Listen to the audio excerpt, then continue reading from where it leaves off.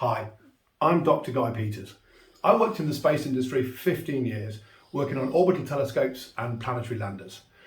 I've always had a fascination with all things about space since I was a child, and I've been fortunate enough to work for NASA, the European Space Agency, the Indian Space Research Organisation, and the UK Space Agency.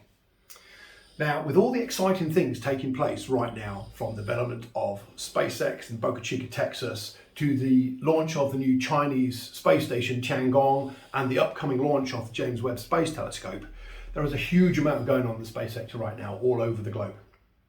Now, I'm fascinated with the teams that produce this, and not just the hardware itself, but the people and the facilities in which it takes place. So I'm going on a mission to find out what's happening in the space sector. Why don't you come with me?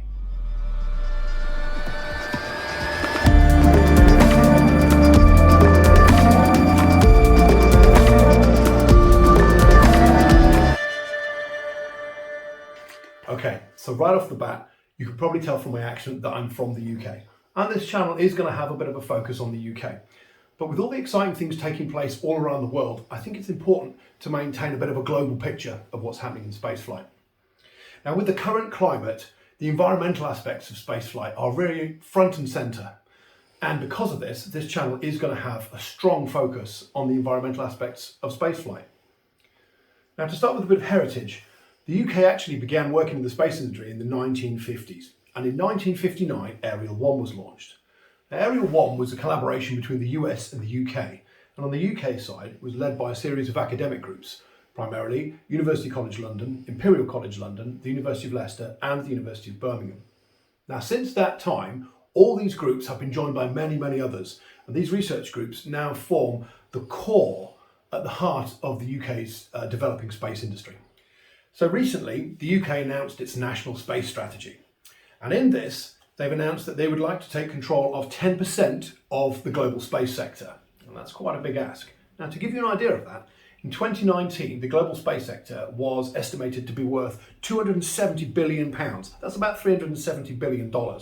And that's predicted to grow to £490 billion. That's $670 billion. That's a huge amount of money. Now, in addition to this, the UK also want to hire about 50,000 new highly skilled workers to come into the industry to fulfil this need. And in order to do that, they're setting up a series of industry trailblazer schemes, which are ways of taking people who haven't been through the standard university route and getting them into the space sector. Now, if that's something you're interested in, please keep watching, because I'm going to be doing an upcoming video on that in a bit more detail. Okay, so on the channel, every fortnight, we're going to be holding a feature episode, which is a deep dive into a particular topic. And this covers cutting edge research and engineering, instrumentation, and interviews with some of the key personnel that are involved with that. And alternate weeks to the feature show, I'll be hosting a podcast, which has a broader perspective. This covers some discussions with specialists, experts, and superfans, and covers some of the more broader aspects relating to sort of social, sci-fi, and even some of my personal thoughts. Now, with COP26 taking place right now, the first podcast is going to be focused on the environmental aspects of spaceflight. And I think this is going to be the first of many on that topic. Now, the next feature episode is going to be a deep dive into the UK's national space strategy and looking at some of the key players that are involved with that. So if you're interested to hear more about a particular topic, please get in touch in the comments below and we can do a piece on it for you. Now, at this point, I'd also like to say thank you to the many YouTubers out there who I found to be inspirational during lockdown.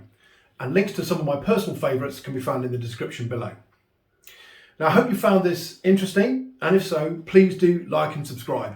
And stay safe. Thanks for watching.